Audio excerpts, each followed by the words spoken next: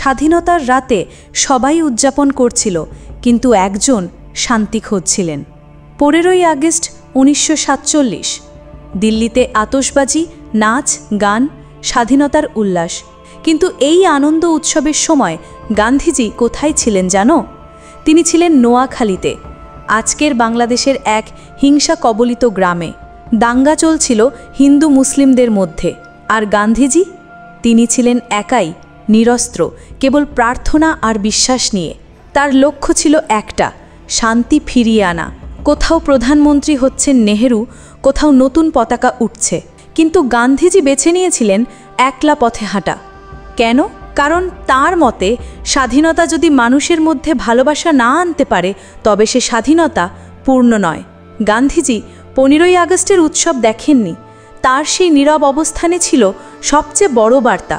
স্বাধীনতা মানেই দায়িত্ব, সহমর্মিতা। এমন আরও ইতিহাস জানতে চাইলে সাবস্ক্রাইব করো অংশু নেটওয়ার্ককে।